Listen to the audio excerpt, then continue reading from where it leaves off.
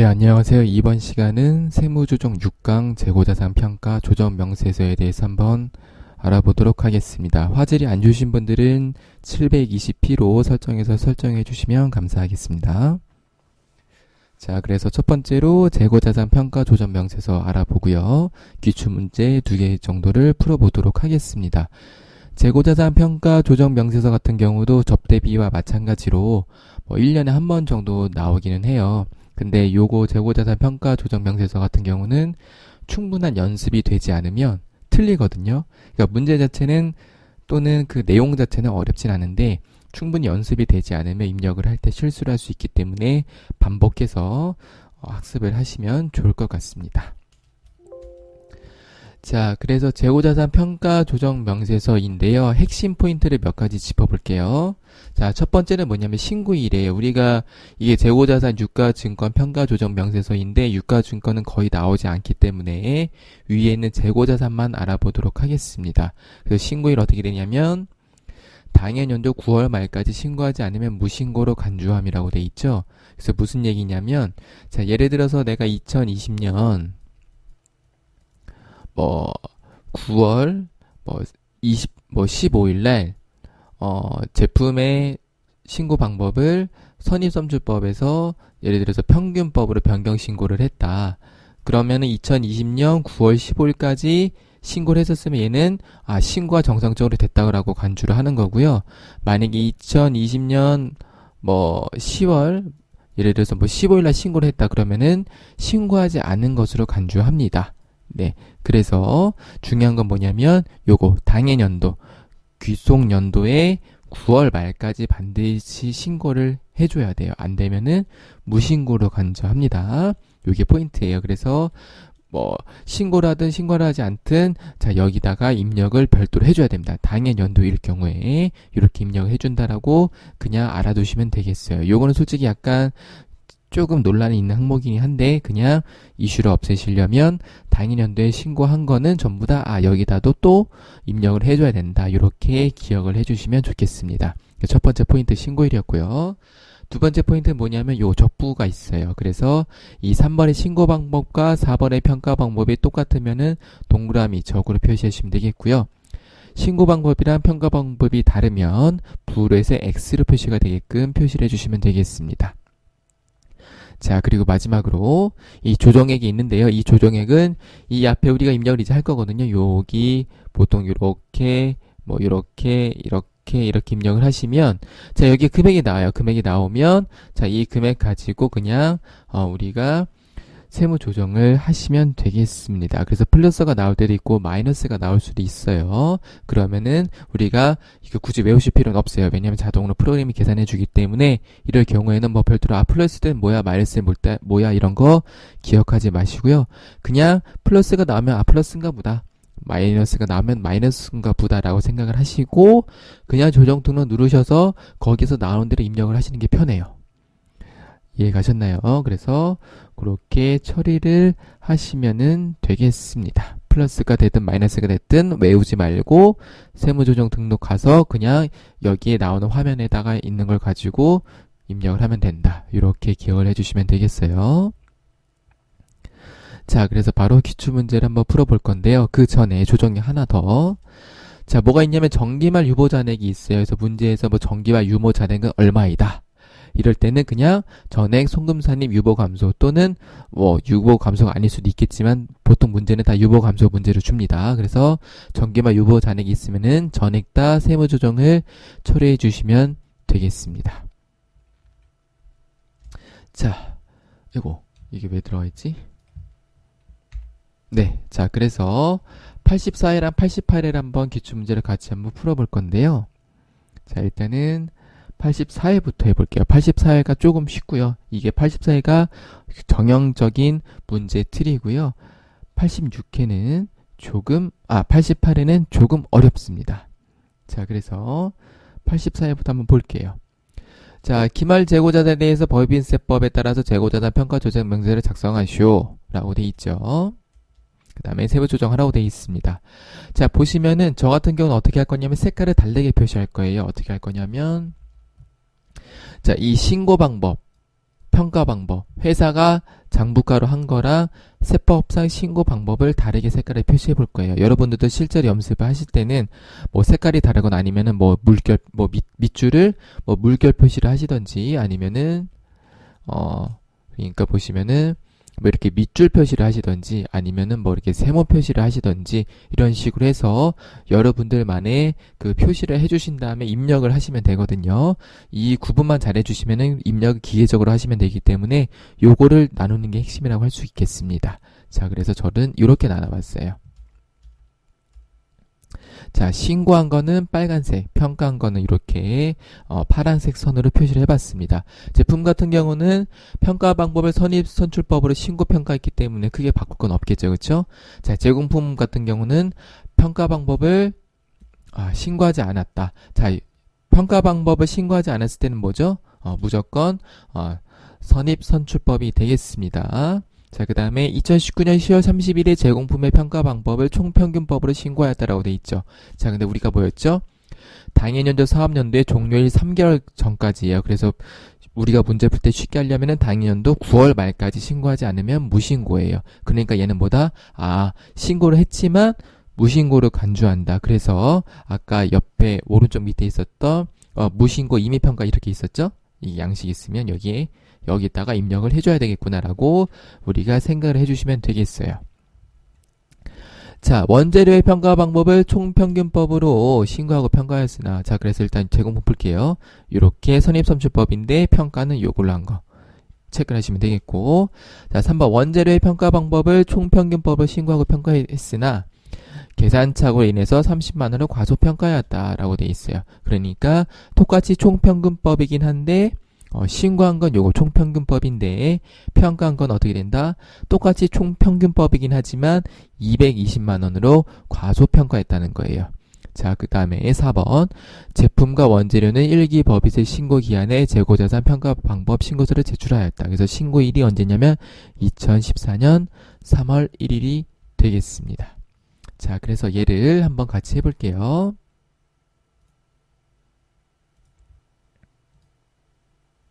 네. 자, 그래서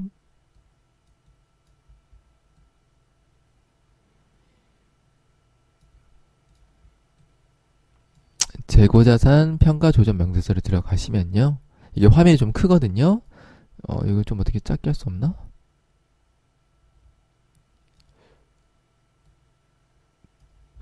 네, 잘 보이실지 모르겠는데요. 보이시겠죠? 네, 자, 그래서 보면은 자, 신고일, 제품 및 상품 신고일 언제예요? 2014년 3월 31일. 신고 방법 뭐냐면 제품 같은 경우는 선입선출법이었죠. 평가 방법도 똑같이 선입선출법. 자, 둘이 똑같죠? 이렇게 하시는 거예요. 자, 다음에 제공품이에요. 제공품은 신고하지 않았으니까 신고일은 없겠죠. 근데 신고하지 않으면 선입선출법이니까 요거 없앨 수 없나? 잠시만요. 요거를 자, 그래서 신고하지 않았기 때문에 선입선출법. 그러니까 제공품은 어떻게 되냐면은 신고하지 않았으니까 뭐다? 선입선출법 넣으면 된다, 안 된다? 안 돼요. 뭐로 넣어야 돼요? 맨 위에 있는 무신고로 넣어야 됩니다. 신고하지 않았기 때문에 요거 함정에 빠질 수 있어요. 그러니까 우리가 계산 요 밑에 할 때는 선입선출법이긴 하지만 실제로 신고하지 않으면 선입선출법으로 계산되긴 하지만 무신고로 체크해 줘야 된다는 거. 요거 제가 좀 헷갈리니까 바꿔놓을까? 무신고이고 계산 방법은 선입선출법 요렇게 수정을 해볼게요. 자, 그래서 얘는 무신고. 평가 방법은 뭐다? 자, 우리가 회사 뭘로 평가했어요? 총평균법으로 평가했죠? 그래서 회사의 평가 방법은 총평균법. 두 개가 서로 다르기 때문에 부. 자, 마지막 원재료. 원재료는 평가 방법 총평균법으로 신고하고 평가했으니까 똑같네요. 그쵸? 2014년 3월 31일. 2014년 3월 31일 날 보니까 원재료는 총평균법. 평가 방법도 총평균법. 자, 똑같죠? 이렇게 해주시면 돼요. 자, 이 다음에 밑에 있는 거 입력을 할 건데요. 자, 우리가 밑에 제가 체크한 거 그대로 입력을 하시면 돼요. 그래서 요 체크한 거 가지고 하는 거예요. 그래서 제공품의 경우에는 신고하지 않았지만 뭘로 해야 된다? 요걸로 입력을 해줘야 된다는 거를 기억을 해주시면 되겠습니다. 자, 그래서 일단은 제품부터 해볼게요. F2 눌러서 제품. 자, 그 다음에 금액이 얼마냐면 제품은 900만원이네요. 그쵸? 900. 세법상 신고한 것도 마찬가지로 자, 900. 그 다음에 자, 뭐죠? 제공품 해볼게요. 자, 제공품은 회사 계산 금액이 얼마냐면 파란색 650만원. 그런데 얘는 뭐죠? 자, 신고하지 않았는데 이렇게 임의로 했어요. 임의로 했기 때문에 어떻게 입력해야 돼요? 750을 그쵸? 여기 무신고 임의 변경에다가 입력하셔야 돼요. 선입선출법 금액만큼. 요거 주의하셔야 돼요. 그 다음에 자, 마지막으로 원재료. 자, 원재료는 회사 계산 금액이 220만원. 그런데 자, 총평균법 250이었죠? 세법상 신고 금액 얼마였냐면은 250만원. 자, 그래서 조정 금액이 이렇게 나오는 거예요. 입력 자체는 어렵진 않은데 아마 충분한 연습이 되지 않으면 이 안에서 여러분들이 요거를 구분하실 때 많이 실수를 하실 거예요. 그래서 반드시 연습을 하셔야 돼요. 어렵진 않지만 연습하셔야 돼요. 그래서 저도 이 문제는 뭐 빈도수는 많진 않지만 개인적으로는 어려운 기출이라고 생각을 하고 있습니다. 이 문제 자체가요. 재고자산 평가 조정 명세서 자체가 난이도가 있는 거로 저는 생각을 하기 때문에 반드시 충분한 연습을 해주셔야 된다는 거 잊지 마시고요. 자, 그래서 이렇게 입력 다 했으면 조정 등록. 얘가 플러스인지 마이너스인지 신경 쓸 필요가 없어요. 그냥 이대로 나온 대로 하시면 되겠고. 자, 문제 보시면은 보통 다 이렇게 나와 있어요. 재고자산별로 각각 세무 조정. 그래서 여기에는 합계에 대해서 나오지만 우리는 실제로는 이 조정의 금액별로 각각 입력을 해줘야 된다는 걸 기억해 주시면 되겠습니다. 자, 그래서 얘가 제공품이고 원재료죠. 그래서 제공품부터 해볼게요. 직접 입력. 그래서 재고자산 평가감 제공품 이렇게 입력을 하셔도 됩니다. 소득처분 유보 발생. 재고자산 평가감 원재료 30만원이었죠. 그래서 이렇게 입력을 해주시면은 되겠습니다. 자, 다음 조금 난이도가 있는 88회로 가보겠습니다. 방법은 동일해요. 자, 다음 자료에 따라서 재고자산 평가조정 명세서를 작성하고 재고자산별로 각각 세무조정을 하시오라고 돼 있어요. 똑같은 방법으로 제가 회사 계상액이랑 그리고 세법상 계상액을 나눠볼게요. 자, 보면은 자, 회사는 사업 개시 후 2011년 1월 2일 날에 재고자산 평가 방법 신고서를 즉시 관할세무서장에게 제출하였다. 그래서 모두 다 총평균법으로 신고를 하였다. 자, 그런데 2019년 9월 10일 제품가의 평가 방법을 선입선출법으로 변경 신고하였다라고 돼 있어요. 제품가. 언제 9월 10일 날 했으니까 얘는 인정이 됩니다. 자, 그런데 밑에 보니까 2019년 10월 22일 날 원재료 다의 평가 방법을 후입선출법으로 변경 신고하였다. 얘는 인정된다, 안 된다? 안 되죠. 왜 그러냐면은 3개월 이전에 신고를 해야 되는데 9월 말까지, 그쵸? 근데 9월 말 이후에 신고했으니까 얘는 안 됩니다. 요게 포인트예요. 자, 이렇게 구분을 첫 번째 해주신 다음에 어떻게 하냐면 회사 평가 방법과 세법사 평가 방법 나눠보겠습니다. 자, 일단은 얘는 안 되죠. 총평균법으로 이렇게 체크를 해주시면 되겠고요. 신고를 했지만 당인연도 3개월 전까지, 즉 9월 말까지 신고하지 않았기 때문에 얘는 총평균법 요걸로 바꿔주시면 되겠고. 자, 그 다음에 자, 평가 방법이에요. 자, 제품가는 총평균법 맞죠? 그래서 이렇게 장부상 평가액 일단은 이렇게 해주시면 되는데, 자, 중요한 게 뭐냐면 선입선출법으로 변경 신고했기 때문에 실제로는 요거를 적용해줘야 된다. 자, 제공품 나 같은 경우도 마찬가지로 장부상은 이렇게 했는데, 즉 총평균법을 한 거죠. 그런데 똑같으니까 얘는 변함이 없고. 자, 원재료 다 같은 경우는 장부상 평가를 후입선출법으로 했지만 실제로는 뭐로 해야 된다? 총평균법. 그래서 회사 계상액은 1,200원이지만 세법상 인정금액은 1,000원이다. 이렇게 구분을 해주셔야 돼요. 네, 이렇게 해주신 다음에 이거. 자, 그 다음에 이제 이래 가지고 똑같이 실습을 해보겠습니다.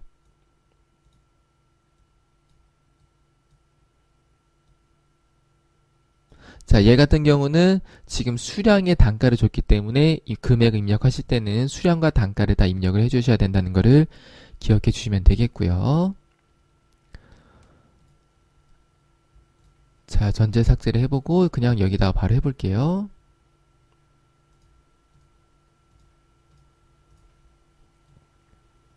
자, 일단 보면은 자, 제품부터 해볼게요. 제품은 신고일이 언제였냐면 자, 2019년 9월 10일이에요. 2019년 9월 10일 날 뭘로 신고했냐면은 선입선출법으로 신고했는데 자, 평가는 뭘 했냐면 총평균법을 했죠. 그래서 평가는 총평균법. 그래서 다르죠. 부.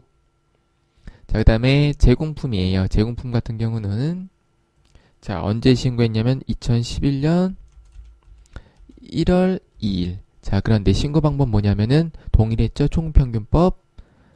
자, 얘도 총평균법. 그래서 얘는 동그라미. 자, 마지막 원재료도 똑같이 2011년 1월 2일이에요.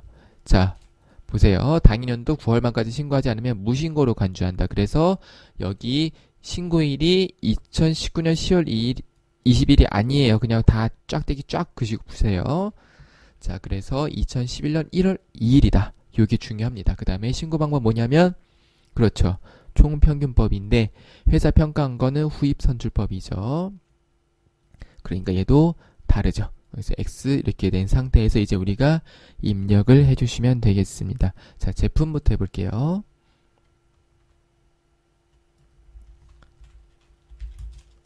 자, 제품의 수량은 10개.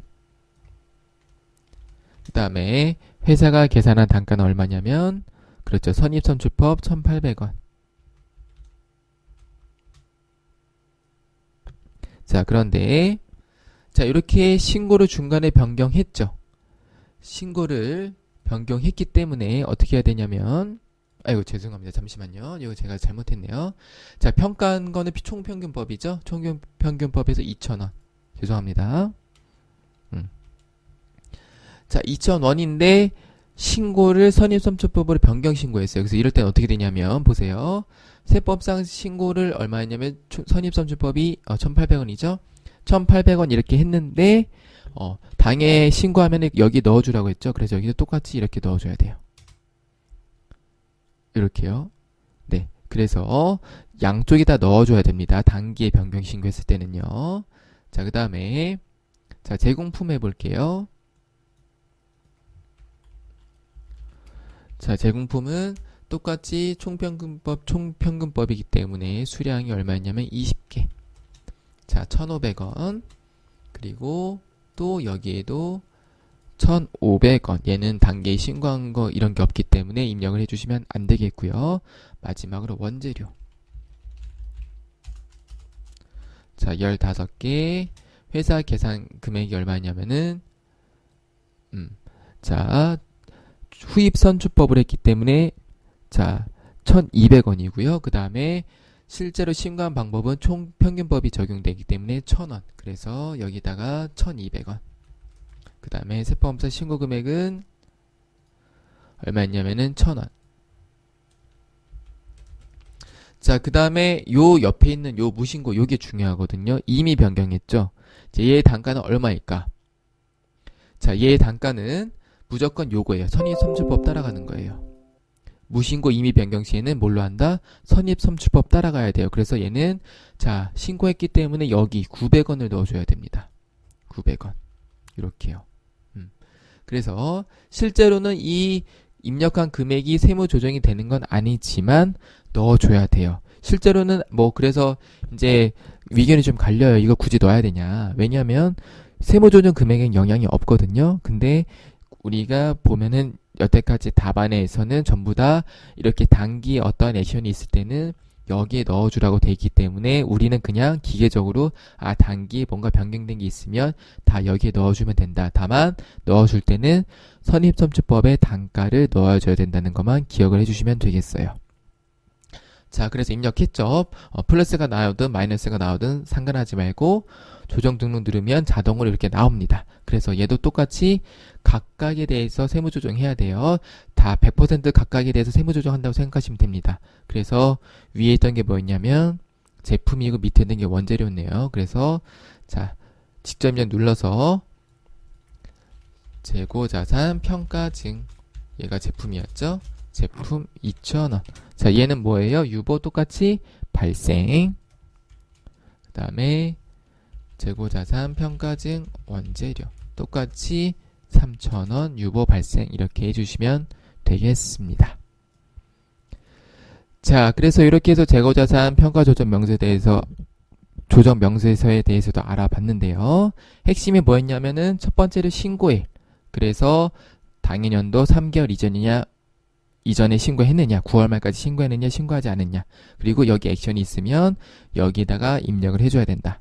첫 번째. 두 번째는 신고 방법이나 평가 방법은 지문에서 보면서 본인의 방법으로 이렇게 구분 표시를 해주셔서 입력해 주시면 되겠고, 얘가 다르면 X, 같으면 O 표시를 해주시면 되겠어요. 그리고 마지막으로 나오는 조정액은 더 마이너스든 플러스든 상관하지 말고 나오면 조정 등록 눌러서 시스템에서 안내해주는 방식으로 해서 왼쪽이면 왼쪽, 오른쪽이면 오른쪽 입력해 주시면 되겠고, 혹시나 여기에 뭐 정기에 이월된 게 있다고 하면은 전부 다 전액 세무 조정을 해주시면 돼요. 정기일 경우에는요. 그래서 이렇게 크게 한 가지, 두 가지, 세 가지, 네 가지 이 정도의 포인트로 우리가 기억을 할 수가 있겠다. 그리고 얘는 보통 1년에 한 번 정도 출제가 되고요. 빈도수는 잦진 않지만 난이도가 낮은 문제이기 때문에 반드시 맞춰야 된다. 하지만 연습은 충분히 되어야지 맞출 수가 있다. 이렇게 기억을 해주시면 되겠습니다. 자, 이렇게 해서 마무리를 해보도록 하겠습니다. 시청해준 여러분들 감사합니다.